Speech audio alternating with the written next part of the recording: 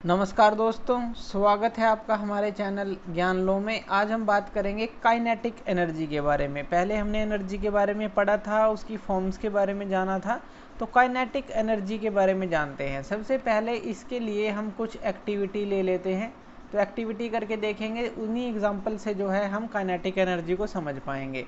तो इसके लिए आपको क्या करना है, एक जो है सैंड ले लेनी है। एक कंटेनर में आपने सैंड ले ली, तो इसके अंदर क्या है, सैंड है आपकी। सैंड यानी कि रेत आपने ले ली और थोड़ी मॉइस्चर हो इसके अंदर, तो यानी कि थोड़ी जो है इसके अंदर नमी होनी चाहिए। तो ये क्या है, हमारी सैंड है और इसके अंदर क्या है, मॉइस्चर भी है। तो सैंड विद मॉइस्चर जो है हम ले रहे हैं।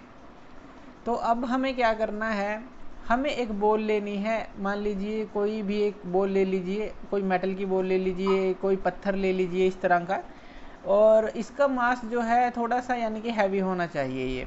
अब इसको आप जो है अलग अलग ऊंचाई से इसके ऊपर गिराएंगे। यानी कि मान लीजिए पहले आप इस ऊंचाई से इसको यहाँ पे गिराते हैं, तो जब भी इस पे गिरेगी तो यहाँ पे थोड़ा सा डिप्रेशन आएगा, यानी कि सैंड को दबाएगी। इसी तरह से अगर आप सेकंड में लें, तो सेकंड मान लीजिए आपने यहाँ पे ली थोड़ी ऊंचाई से और फिर इसको गिराया, तो यहाँ पे डिप्रेशन आएगा। इसी तरह से और ऊंचाई पे अगर आप इसको लें और फिर गिराएं, तो और ज़्यादा जो है डिप्रेशन आएगा। तो यहाँ पर जो है अलग अलग सिचुएशन के अंदर आपको अलग अलग डिप्रेशन देखने के मिलेंगे सैंड के अंदर। ऐसा क्यों होता है ये जानेंगे। तो ये जो आंसर है वो काइनेटिक एनर्जी के थ्रू ही हम जानेंगे।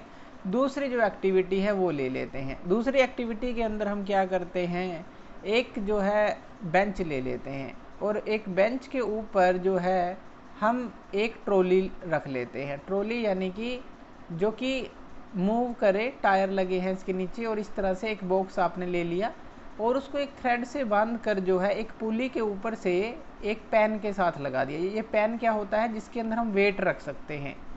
तो आप इसके अंदर वेट रखेंगे और रास्ते में यहाँ पे कोई भी एक ब्लॉक रख देंगे। एक आपने मान लीजिए यहाँ ब्लॉक रख दिया, तो यहाँ पे देख लीजिए क्या क्या है, ये यहाँ पे ये ब्लॉक है और यहाँ पे ये क्या है, टायर के साथ जो है, मान लीजिए इसको हम ट्रॉली कह रहे हैं, ट्रॉली है।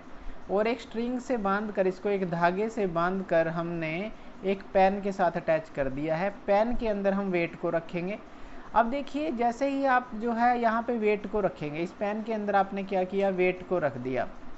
अब क्या होगा, जैसे ही वेट को रखेंगे तो ये स्ट्रिंग जो है नीचे की तरफ आएगा, नीचे की तरफ इसको खींचेगा, यानी कि जो ट्रॉली है इसके ऊपर फोर्स लगेगी और ये आगे की तरफ जाएगी।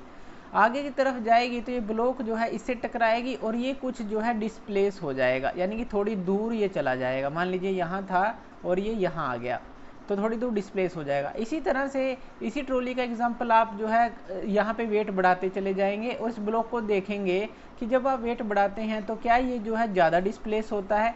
तो ये दोनों एक्टिविटी हमें इसके अंदर करनी है।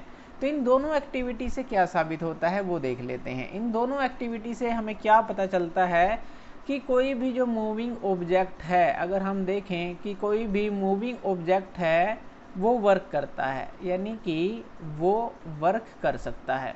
A moving object can do work, यहाँ से हम यही कह सकते हैं। और जितना फास्टर ऑब्जेक्ट होगा उतना ही ज़्यादा वर्क वो करेगा। तो यहाँ से ये भी पता चलता है। क्यों? क्योंकि देखिए, जब आपने जो बॉल को अलग अलग ऊंचाई से गिराया तो उनकी गति जो है, जब सबसे ऊंचाई से गिराया तो ज़्यादा गति थी, ज़्यादा डिप्रेशन आपको मिला। इसी तरह से दूसरी एक्टिविटी की थी जिसमें ज़्यादा वेट डालेंगे तो ज़्यादा ज़ोर से वो स्ट्राइक करेगी और ज़्यादा दूर ब्लॉक जाएगा। तो फास्टर जितना ऑब्जेक्ट होगा वो जो है उतना ही ज़्यादा काम करेगा, अगर हम इसका कंपेयर करें स्लोवर ऑब्जेक्ट से। तो इस तरह से आप देख सकते हैं कि जो इसके अंदर ये जो काम करने की क्षमता आई वो कहाँ से आई, वो किसी एनर्जी के कारण तो आई होगी। तो ये जो एनर्जी है इसको हम बोलते हैं काइनेटिक एनर्जी। काइनेटिक एनर्जी का क्या मतलब है, या आप कह सकते हैं जो ऑब्जेक्ट होते हैं विद मोशन, मोशन के साथ जो ऑब्जेक्ट होते हैं उनकी जो एनर्जी होती है वो होती है काइनेटिक एनर्जी।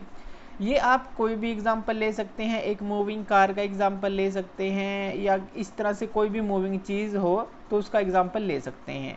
तो ये जो एनर्जी है ये ऑब्जेक्ट के अंदर कहाँ से आई, ये मोशन के कारण आई, तो इसलिए इसको काइनेटिक एनर्जी जो है नाम दिया है।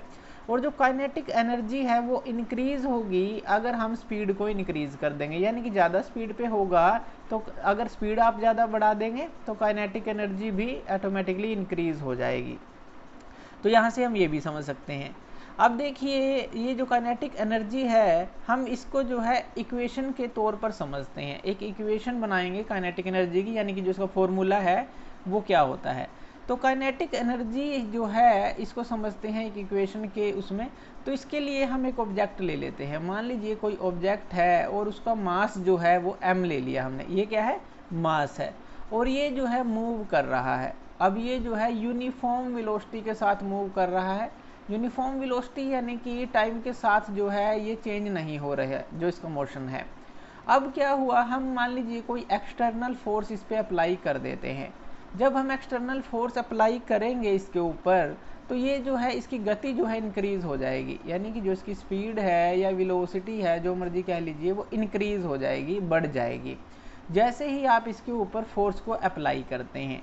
अब मान लेते हैं जो इसकी इनिशियल वेलोसिटी है वो u थी। u क्या है, इसकी इनिशियल वेलोसिटी है, और फोर्स देने के बाद जो इसकी गति में परिवर्तन आया वो हम मान लेते हैं v है, और इसको हम बोलेंगे फाइनल वेलोसिटी है। और जो आपने f अप्लाई की है ये क्या है, जो आपने इसके ऊपर फोर्स लगाई है, जो कि ये फोर्स है, इसको हम f बोल देते हैं। इनिशियल वेलोसिटी u थी, फोर्स लगाने के बाद जो वेलोसिटी बनी वो v बनी, और फोर्स आपने f अप्लाई की।